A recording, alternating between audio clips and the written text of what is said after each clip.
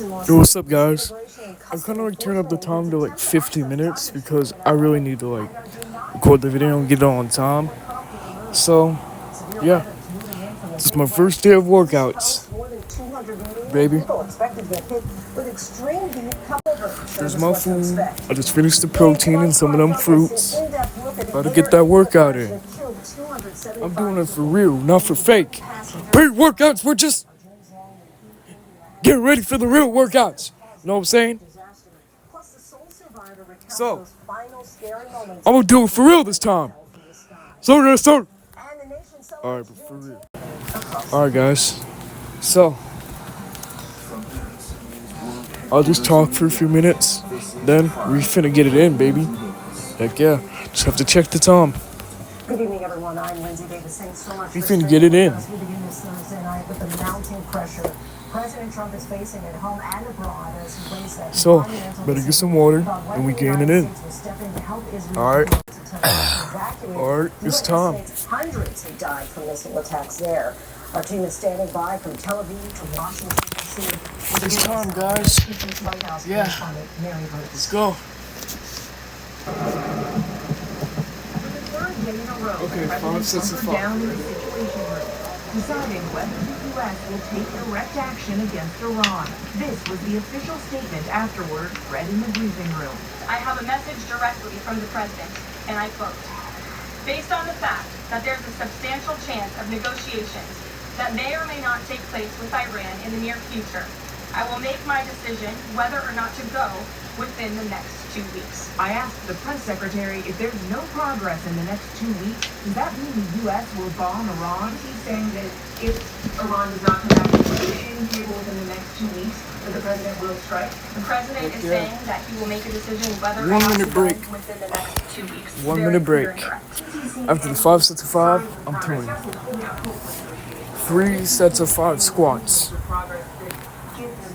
Maybe 20. I might just start with 3 sets. No, if it's gonna be 3, no, it's gonna be 10. Okay, 10 sets of 3 squats. So, yeah. So, 2 minute break. But that's his position, and he will make a decision within the next 2 weeks. I'll be back. The White House today stressing that Iran has... Okay, 10 more seconds. I'm doing We'll do what's best for America. second set. You ready? So many really relying on his judgment. Mary Bruce joins us now from the White House. And Mary, at this hour, is it really just anyone's guess which direction the president is leaning? Well, look, Lindsay, the president is still weighing all of his options, but he would very much like to find a diplomatic solution and get these talks restarted. But a senior official tells us tonight that the president is hoping this 2-week timeline will give the Iranians some room to come to their senses. Of course, all of this coming as European leaders are expecting to meet with Iranians in Geneva tomorrow. But make no mistake, Lindsay, the president still has this decision, this high-stakes choice ahead of him, and now he's given himself a deadline to make it. Lindsay. High stakes indeed. Mary Bruce, our thanks to you as always. In Israel tonight, there's escalating concern as more missiles from Iran continue to break through defenses. Officials there are hoping the U.S. will join the fight. Let's get back to Ian Panel in Tel Aviv. Hi, Ian. Lindsay, many Israelis woke up very early this morning to the sound of sirens and then this intense barrage of ballistic missiles from Iran. Many of them landing here in Tel Aviv, but also others landing down in the south, near the city of Beersheba, and in particular, a hospital down there took a direct hit. Now, the Iranians denied that they targeted the hospital. They said they were targeting Israeli military facilities, but we visited the site, we saw the damage. One of the wings of the hospital took a direct hit from this ballistic missile. The front facade of the building had all the windows blown out. You can see extensive structural damage. See you in 1 minute and 30 seconds. Okay, just a quick muscle check. Early this morning, we sustained significant damage.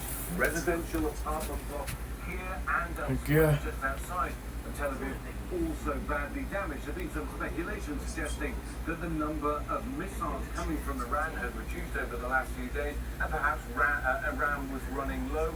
Well, I think we now know that that certainly isn't the case. Okay, better get back to it, baby. What Israel could do and the importance for Israel of America deciding to join along its side. He said that while Israel could go it alone, clearly it was preferable if America stood by Israel in this military action. I also asked him about comments from Defense Minister Katz, who made these very specific, very lurid threats against the supreme leader of Iran, Ayatollah Khamenei. He said, while he didn't want to exactly endorse what Defense Minister had said, a threat on the life of the Iranian leader, he did say that he was part of the problem there, and he couldn't see him being part of the solution. He referred to him as the head of the snake. But a difficult time, I think, for Israel, given this delay by Donald Trump. They were hoping that they would come on board sooner rather than later. They're going to continue their military operation, but it's going to be all harder without America. Probably just like a few minute conversation, you know? Alright.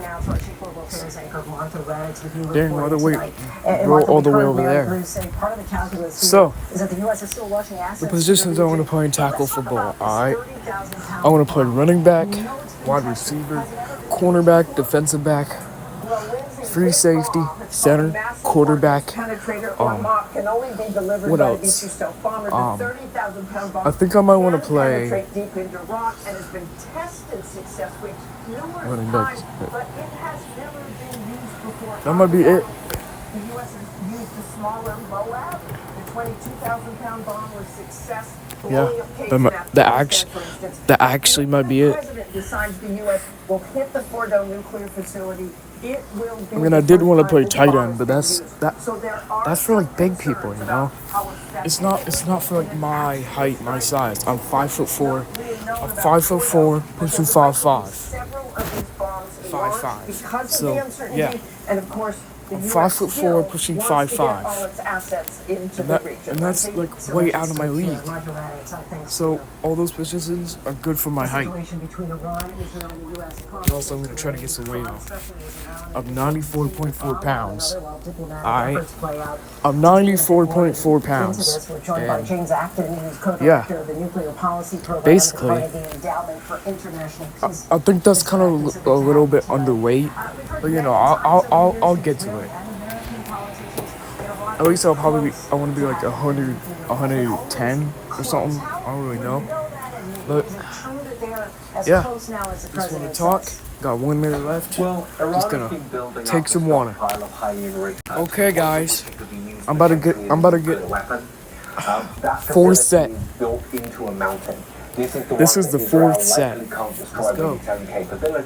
And it wants the US to destroy it. There are a number of other facilities that are part of the Iranian program. Israel has destroyed, I think, a number of those that are above ground. But there's also a lot of uncertainty about things like the components for the centrifuges, the highly enriched uranium that Iran has. We actually don't know where they are anymore. The highly enriched uranium was under IAEA safeguard. We don't know whether it's Iran has moved it. What exactly must we hit in order to hamper Iran's ability to enrich uranium and produce a nuclear warhead? Well, I mean, Fordo is generally regarded as the key facility. That's the enrichment facility. But I think it's important to emphasize that destroying Iranian facilities won't permanently stop Iran from trying to acquire nuclear weapons. This is why I'm very skeptical about the merits of military action. I think yep, this is going to be a short period of time. So, it's going to be a part 2 after this. Alright. So, but Iran could rebuild. And so then I'm the question becomes, are we prepared to... I'm 13. I'm 5'4", pushing 5'5". 5'4", pushing 5'5". 94.4 pounds. Deep voice. I mean, not really that deep, but you know, it's getting there. I'll probably have a big deep voice in 8th grade. Probably a little bit more like this. I don't really know. And right now it sounds like this. Alright. So, yeah.